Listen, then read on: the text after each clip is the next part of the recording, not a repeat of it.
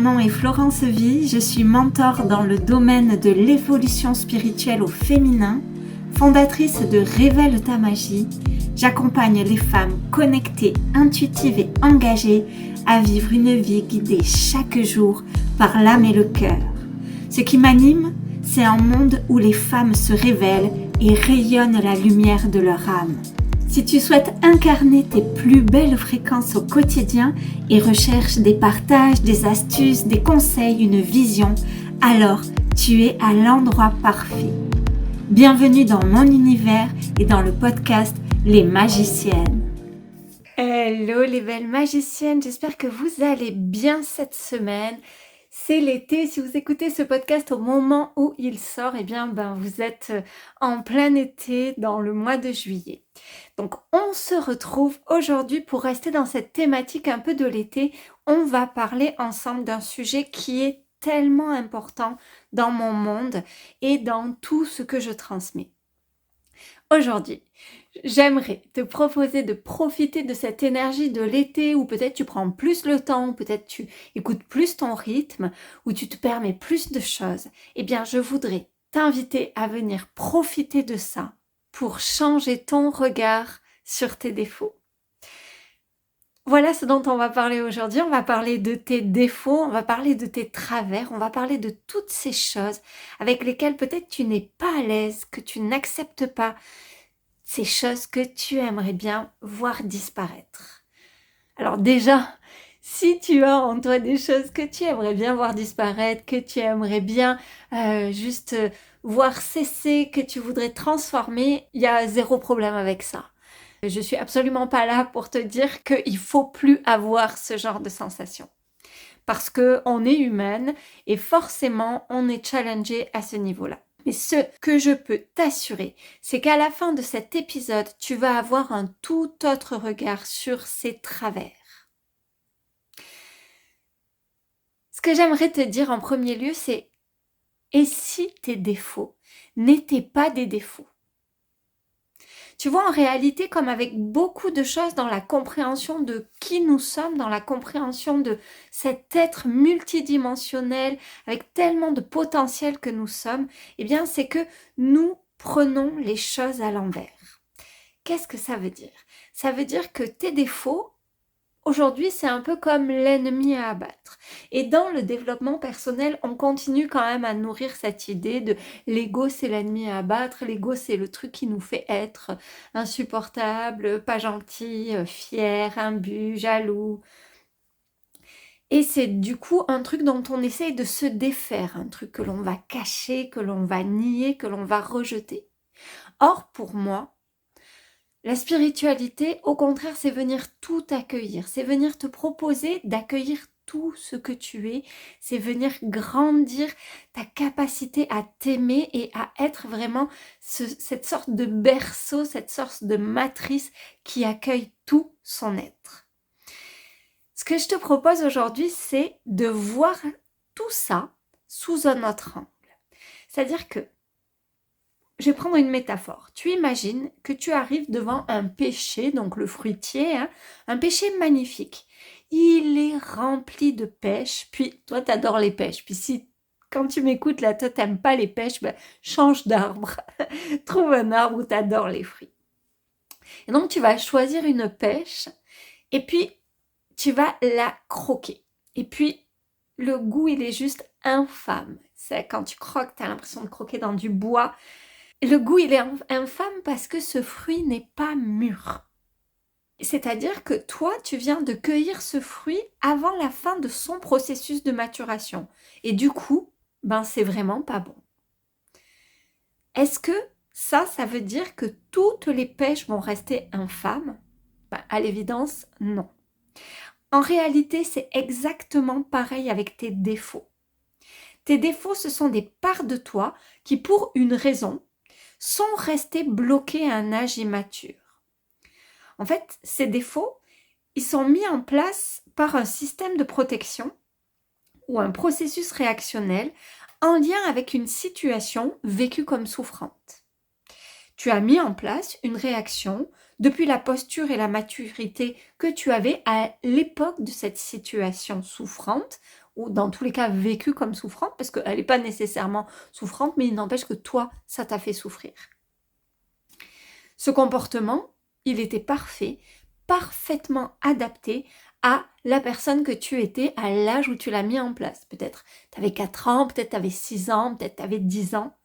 Mais il n'est plus adapté évidemment à la femme que tu es aujourd'hui, peut-être à 30 ans, à 40 ans, à 50 ans, à 60 ans. Alors pourquoi est-ce que ce défaut va rester un défaut? Eh bien tout simplement parce que ton système interne n'a pas réactualisé, qu'à ce jour tu es en capacité de gérer les choses autrement. Cette situation souffrante, elle a peut-être basculé dans ton inconscient. Dans tous les cas, la raison pour laquelle toi t'as mis cette réaction en place a basculé dans ton inconscient. Et désormais, cette réaction, ce process, il est inconscient, un peu comme en mode pilotage automatique. Et il s'active lorsque tu ressens une souffrance proche à la blessure initiale.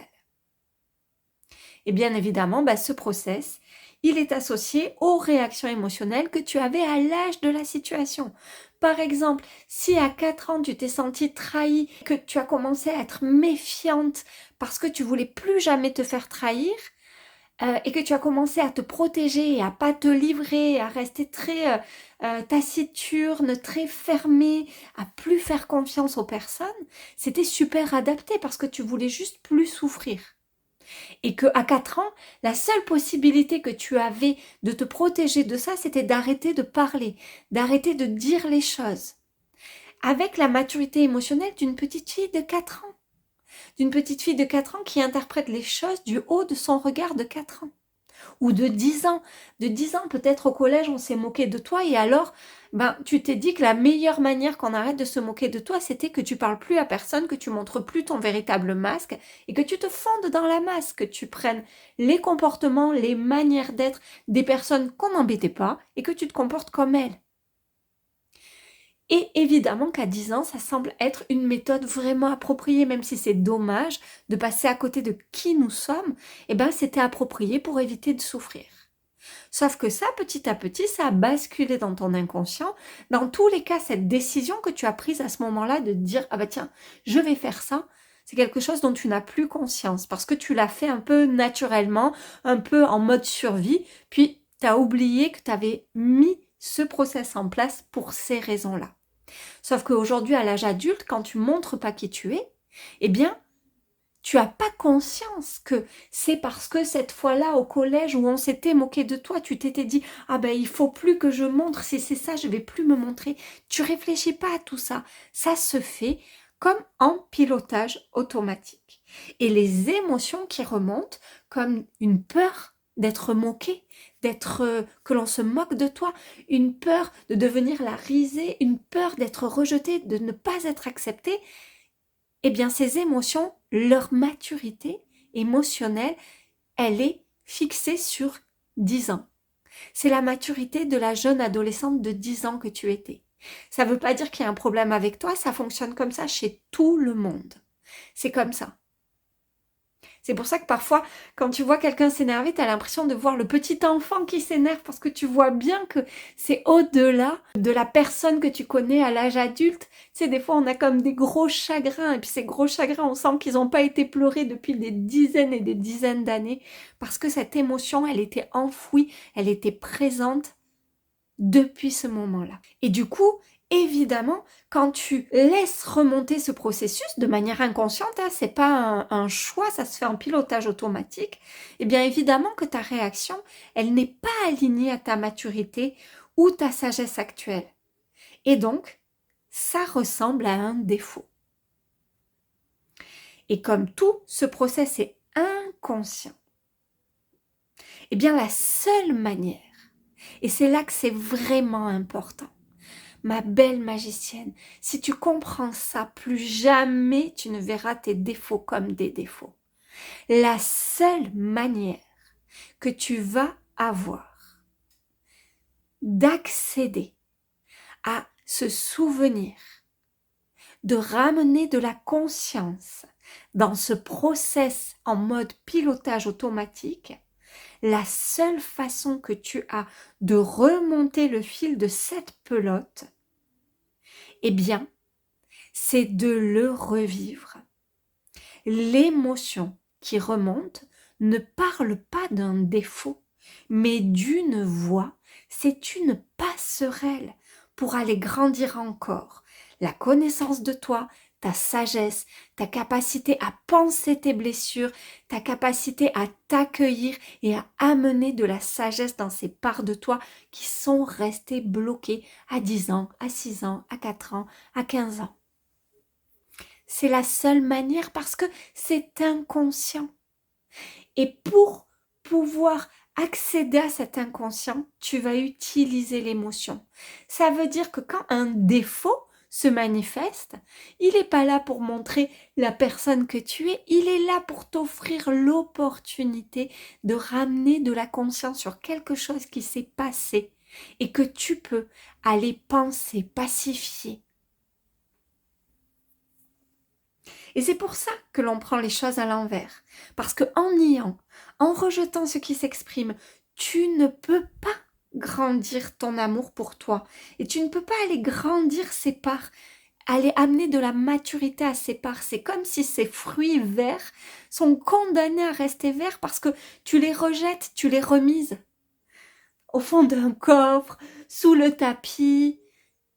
Et du coup, ça ne peut pas être touché par la lumière de ton amour et comme n'importe quel fruit qui a besoin du soleil pour maturer, ces parts de toi, elles ont besoin de la lumière de ta conscience, de ton amour, de ta sagesse pour maturer.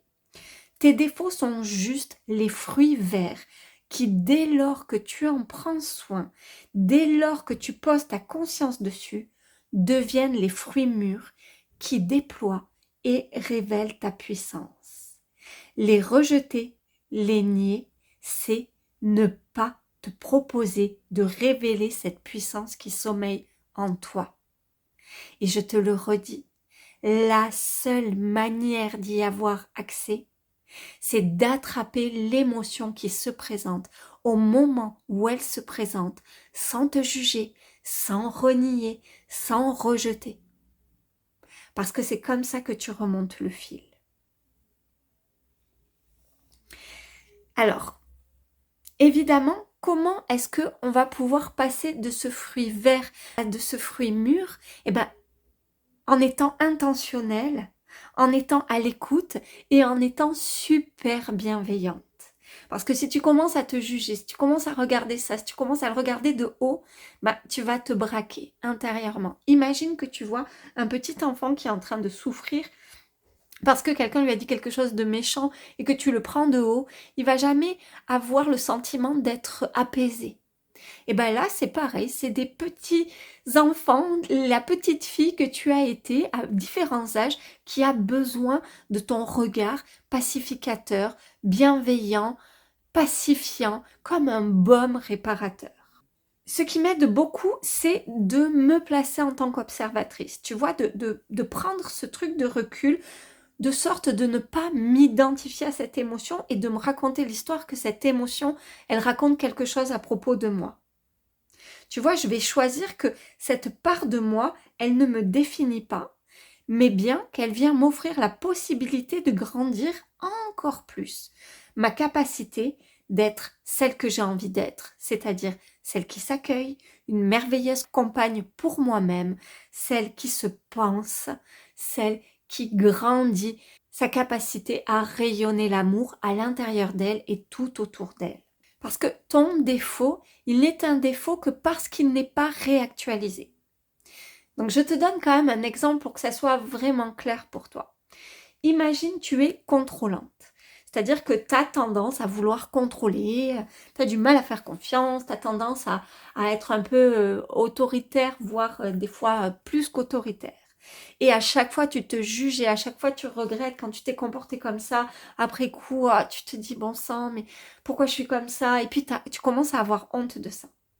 Mais si tu commences à écouter ce contrôle, tu vois que ce contrôle, c'est une part de toi qui l'a mis en place pour grandir sa sécurité intérieure. Parce que ce que tu dois savoir, c'est que quels que soient tes processus internes, ils sont toujours mis en place pour offrir un bénéfice. C'est-à-dire que tu les as mis en place pour t'éloigner de la souffrance. Ils agissent comme une béquille ou comme un bouclier de sorte de t'éloigner de la souffrance. Donc, il y a un bénéfice. À partir du moment où tu vas identifier ce bénéfice caché, clairement, tu as fait 80% du chemin. Donc, si on reprend mon exemple, ce côté contrôlant, il a été mis en place pour se sentir sécure intérieurement. Sauf qu'aujourd'hui, la femme que tu es, elle est en capacité de se sentir sécure sans chercher à contrôler. Ça, c'était la petite fille. La petite fille ou la jeune adolescente, on va dire, qui, pour reprendre mon exemple elle a été trahie, on s'est moqué d'elle, elle se dit, ok, je vais juste plus donner ma confiance à personne, puis quand je vais la donner, je vais m'assurer que la personne elle est fiable, puis je vais commencer à lui dire comment elle doit se comporter, comment elle doit pas se comporter, parce que moi ça me rassure, et va comme ça se déployer un process de contrôle. Sauf que ce process, à l'image d'une béquille, il était utile tant que tu n'étais pas en capacité de te sentir sécure. C'est vrai qu'à 10 ans ou à 12 ans, c'est difficile de se sentir sécure intérieurement. On est à un âge où déjà notre corps il est en pleine mutation, notre personnalité elle est en train de se créer. C'est super difficile de se sentir en sécurité intérieure, puis on n'en est même pas à conscientiser ça. Sauf que à 30, 40, 50, 60 ans, on n'a pas la même maturité émotionnelle, on n'a pas la même maturité énergétique, on n'a pas la même liberté, dans le sens qu'on peut choisir, on n'est pas dans une classe, on peut choisir avec qui on va créer des relations, on a moins besoin d'appartenir à un clan, donc on n'a plus besoin d'être contrôlante de la même façon que à 12 ans, 10 ans, on aurait pu imaginer avoir besoin de l'être. Donc c'est comme cette béquille, à un moment donné, si tu te foules la cheville, cette béquille, elle est tellement importante parce que elle va te permettre de te soulager, mais si tu gardes ta béquille une fois que ta cheville, elle est toute réparée, tu vas vite te sentir limité. Parce que tu peux plus porter des trucs dans tes mains, il y a tellement de choses que tu peux plus faire, tu marches tellement moins vite, puis ça te gêne. Donc dès lors que tu comprends que ce processus, il est obsolète, en vérité, tu as fait 98% du chemin. L'idée, maintenant, ça va être de savoir écouter le besoin derrière. Donc là, je parlais du contrôle, mais ça peut être tellement d'autres choses. On est bien d'accord que ça ne se cantonne pas à ça. Mais si on reprend mon idée et ma métaphore du contrôle, je vais pouvoir aller voir en moi et me dire, ok, de quoi j'ai besoin pour me sentir en sécurité intérieure, puisque j'ai identifié que contrôler me permet de me sentir sécure. Ça me donne l'illusion de me sentir sécure. Donc en vérité, de quoi j'ai réellement besoin pour me sentir en sécurité intérieure? Peut-être que ça va être d'être bienveillante avec moi-même. Peut-être que ça va être j'ai besoin d'écouter mon rythme. Peut-être que ça va être j'ai besoin de calme, de sentir la paix. Auquel cas, je vais pouvoir mettre en place des routines, des rituels sacrés qui vont me permettre de nourrir ces sentiments de paix, de sérénité, de bienveillance. Peut-être je peux me former, peut-être je peux pratiquer la méditation tous les matins, peut-être que je peux, une fois par semaine, m'accorder un temps où j'écris mes pensées, où je regarde, où je note un peu tout ce que j'ai réussi, tout ce que je suis capable de faire. Et je vais petit à petit m'apporter. Ce que je cherchais à projeter à l'extérieur, je vais me l'apporter de manière puissante. À partir du moment où tu fais ça, ton défaut, être contrôlante dans l'exemple, révèle ta lumière et te permet de découvrir que ce à quoi tu aspires véritablement, c'est à avoir une grande intelligence émotionnelle, une grande intelligence énergétique et de commencer à faire pour grandir cette intelligence émotionnelle et énergétique. Et là, tu es en train de révéler ta puissance, ton magnétisme. Voilà, ma merveilleuse magicienne. En appliquant ça, tu vas pouvoir cultiver encore plus d'amour en toi.